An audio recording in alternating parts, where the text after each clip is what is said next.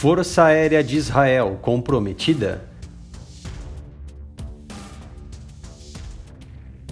Israel tem bombardeado alvos dentro da Síria desde que o país entrou em uma guerra civil infernal em 2011.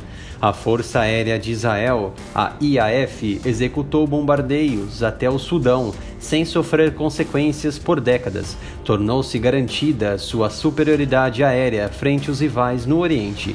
Contudo, no dia 10 de fevereiro deste ano, os eventos que ocorreram foram chocantes a Israel. Tudo começou quando um drone iraniano, ainda não especificado, entrou no setor aeroespacial israelense e foi destruído. Em seguida, Israel atacou a área operacional da qual o drone foi lançado. A consequência surgiu rapidamente quando uma aeronave israelense, um F-16, foi derrubado por mísseis antiar na região. O piloto e o navegante se ejetaram. Ambos sobreviveram, mas ficaram feridos, e Israel respondeu com a habitual falta de sutileza, bombardeando alvos na Síria e possivelmente aniquilando soldados iranianos. A milícia pró-iraniana Hezbollah saudou a destruição da aeronave israelense como o início de uma nova fase estratégica, que põe fim à violação dos territórios sírios por conta de Israel. O Hezbollah é conhecido por sua retórica hiperbólica radical, mas desta vez o grupo pode estar certo. A última vez que um piloto de caça israelense foi abatido foi durante uma operação no Líbano, em 1983, quando o Oriente Médio era um lugar completamente diferente do que é hoje. Este último incidente pode ser um presságio de uma nova era estratégica no Levante. O F-16 provavelmente foi derrubado por um míssil de superfície ARHS-5 Gaimon, de média e alta altitude. A Síria usa os mísseis para cobrir uma área em que as tropas russas operam em apoio do regime de Assad. No passado, a IAF havia bombardeado a mesma área para interditar o fornecimento de armas e munições avançadas para a milícia do Hezbollah, um inimigo endurecido de Israel contra o qual lutou por várias campanhas militares no passado. Nesta interação de ataques, o alvo era mais sensível. O escritório do porta-voz militar israelense divulgou fotografias do que afirma ser uma base aérea síria no governo Homs, perto da aldeia de Tiaias, utilizada pelos guardas revolucionários iranianos para transferir armas para o Hezbollah. Com uma ou duas exceções, Israel dificilmente conseguiu evitar confrontos diretos com o Irã e a perda de aeronaves nos últimos dias através de uma estratégia hábil e complexa que envolveu três fatores. Primeiro, embora negue oficialmente isso, forneceu apoio logístico a grupos rebeldes perto da fronteira israelense, a fim de facilitar sua capacidade de impedir o Hezbollah e a invasão iraniana.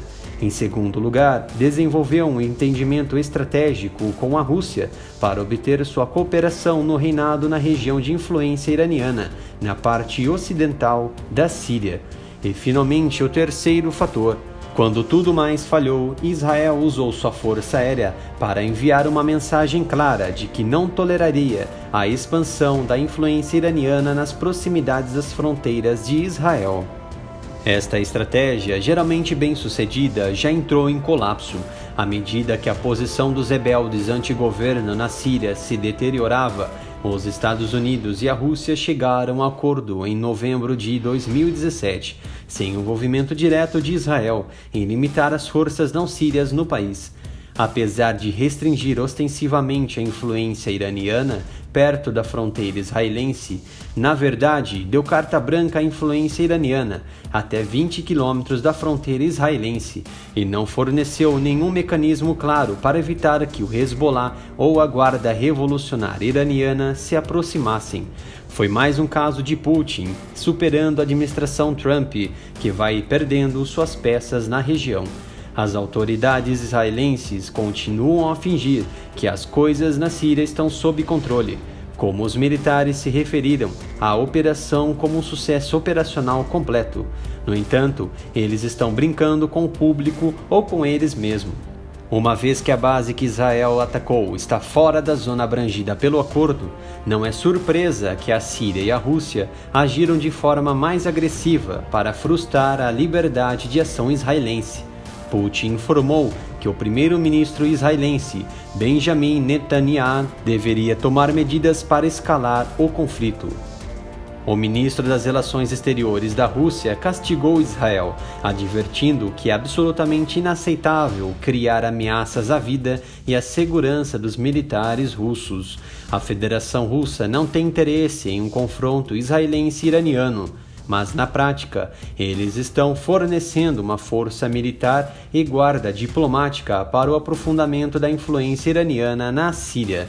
Os resultados provavelmente seriam ainda mais horríveis para os civis no Líbano e na Síria, que estarão no fim da inevitável escalada da força militar israelense.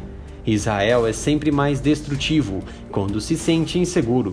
Também poderia ver a Rússia e os Estados Unidos levarem a questão contrária aos seus interesses. De fato, o equilíbrio militar em mudança na Síria é uma má notícia para todos, exceto para o Irã.